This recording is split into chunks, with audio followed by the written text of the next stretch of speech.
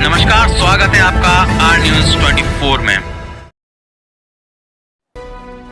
आमतौर पे ये देखने में आता है कि जैसे ही बारिश अर्धावधि में पहुंचती है और थोड़ी थोड़ी छटना स्टार्ट हो जाती है, हल्की हल्की धूप निकलती है, मौसम में काफी परिवर्तन देखने में आता है। वैसे ही नए नए प्रकार की बीमारियां सामने आती हैं। कुछ बीमारियां ऐसी होती हैं जिनसे काफी दिक्कतों का सामना लोगों को करना पड़ता है। ऐसी ही बीमारियों के संबंध में, उनके लक्षणों, बचाव, इन आदि की चीजों के संबंध में हम बात करने के लिए आए हैं आज रहली सामुदायिक स्वास्थ्य केंद्र में पदस्थ डॉक्टर गजेंद्र प्रताप सिंह से।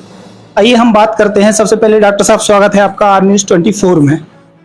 बताइए कि इस मौसम में जो मौसमी बुखार होते हैं और हैजा, उल्टी, दस्त, इस टाइप की जो बीमारियां होती हैं, उनसे बचने के क्या उपचार हैं?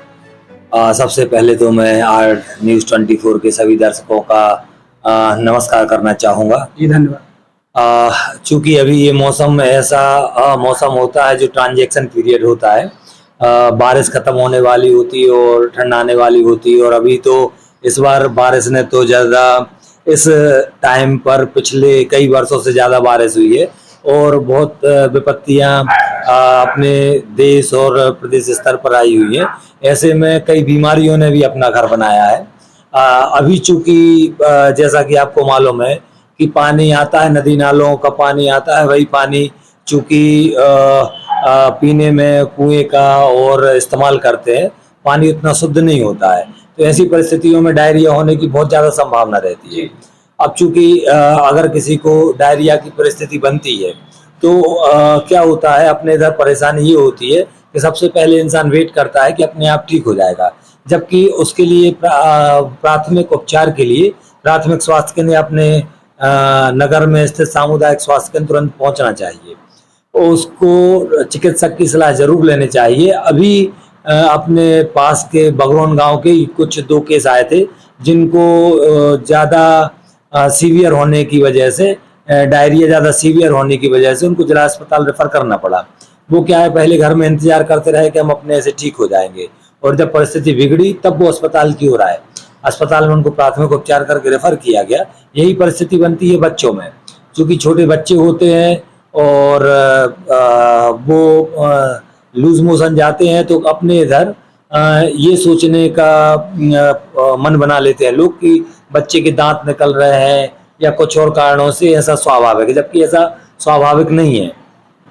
अगर बच्चे को उल्टी दस्त हो रहे हैं तो ये मौसम और इन परिस्थितियों से हो सकता है, तो आप उनको अपने चिकित्सक को दिखाएं।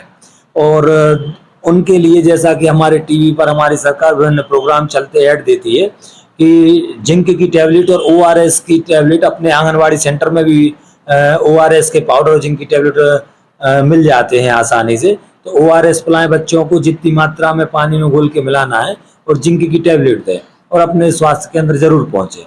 14 दिन जिंक की टैबलेट देना, ये तो बच्चों में डायरिया में अमृत के समान काम करता है।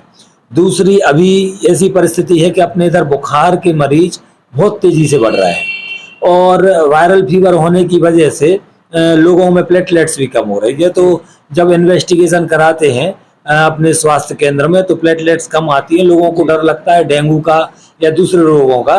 तो ये बता दूं कि हर रोग जिसमें प्लेटलेट इन्वेस्टिगेशन में कम होते हैं वो डेंगू नहीं होता है। डेंगू का एक कारण प्लेटलेट्स कम होना हो सकता है, लेकिन हर प्लेटलेट्स में कम होना डेंगू का कारण नहीं हो सकता। वायरल फीवर में भी प्लेटलेट कम होती है। भ्रांति हो गई लोग, ये भ्रांति है लोगों में कि प्लेटलेट्स कम हो रही हैं इन्वेस्टिगेशन में तो उनको डेंगू हो गया है। अपन रिस्क कवर करके चलते हैं, लेकिन ऐसा जरूरी नहीं कि उनको डेंगू हुआ हो। वायरल फीवर भी हो सकता है, दूसरे कारण से भी, एनीमिया से भी प्लेटलेट्स कम होती हैं। बहुत सारे कारण जिनमें प्लेटलेट्स कम होती हैं, और इनके लिए, वायरल फीवर के लिए कुछ नहीं, अपने चिकित्सक की सलाह लें, पैनिक ना हो, प्रॉपर मेडिसिन लें, पानी ज़्यादा पिएं। इस मौसम में प्यास नहीं लगती तो लोग पानी नहीं पीते हैं, तो अपने साथ एक बोतल रखें, प्लेंटी ऑफ वाटर यूज़ करें, और पानी का शुद्ध होना बहुत जरूरी है। जी।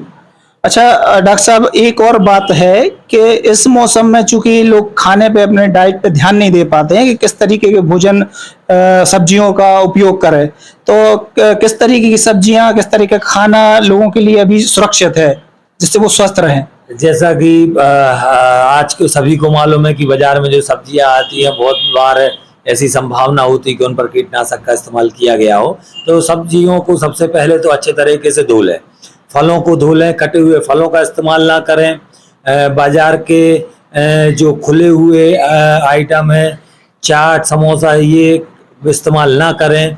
डायरिया की सबसे ज़्यादा संभावना नहीं बनती है, क्योंकि बच्चे स्कूल से आते हैं और ऐसी चीज़ों का इस्तेमाल करते हैं खाने पीने में। पानी पूरी खाना है, चाट खाना, ये खाना है, तो इनमें संभावना ज़्यादातर रहती है कि बच्चों को डायरिया हो सकता है। और ऐसी चीज़ों से बचाव करें। पानी उबाल के फिर उसको फिल्टर करके छान के अपने सामान्य कपड़े से, शुद्ध कपड़े छान के उसका इस्तेमाल करें।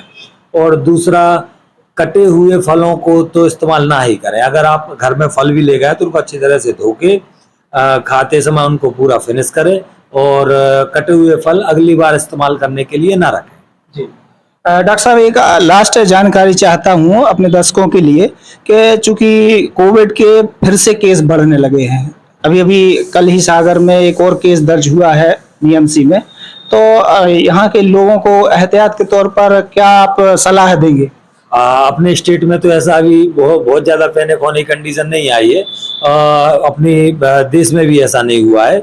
लेकिन जैसे हमारे महान अभिनेता अमिताभ बच्चन, अभी फिर से उनको कोविड हुआ है, और चूंकि उनको डोज भी लग चुके थे वैक्सीन वाले, कोविड वैक्सीन से बचने वाले, उसके बाद उनको कोविड हुआ है। तो चूंकि हम सब जानते हैं कि अभी कोविड वायरस तो है एटमॉस्फेयर में, और चूंकि अब ये भी जानते हैं कि कोविड वायरस चूंकि इन्फेक्शियस डिसीज है कोरोना, तो अपने जो एहतियात सामान हैं जो हम रखते आए हैं, जिनकी वजह से आज हम इन परिस्थितियों से लड़के ओवरकम हो पाए। तो हमारे लिए मास्क पहनना है, सैनिटाइजर इस्तेमाल करना है, डिस्टेंस का पालन करना है, और हैंड वॉश करते रहना है। दूसरा सबसे ज़्यादा ज़रूरी है कि हम अपनी कोविड की वैक्सीन तो कंप्लीट करें। जिनकी कोविड वैक्सीन हो गई है तो हमारे इधर जगह जगह स्कूल में, स्वास्थ्य केंद्रों में कोविड के बूस्टर डोज लगाए जा रहे हैं, तो बूस्टर डोज अनिवार्य रूप से लगवाएं। जी, तो ये थे हमारे साथ डॉक्टर गजेंद्र प्रताप सिंह, जो कि रहली सामुदायिक स्वास्थ्य केंद्र में पदस्थ है। आप सभी दर्शकों के लिए उन्होंने बहुत ही शानदार जानकारी दी है, जिसमें उन्होंने बताया है कि बरसात में खाने पीने की चीज़ों पर विशेष ध्यान देना है, छोटी छोटी बीमारियों से बचना है, और अगर बीमारी हो जाती है तो स्वास्थ्य केंद्रों पर जाकर इसका उचित उपचार आप लोग लें। कैमरामैन राजल तिवारी के साथ मैं राम स्वरूप सेन, शुक्रिया।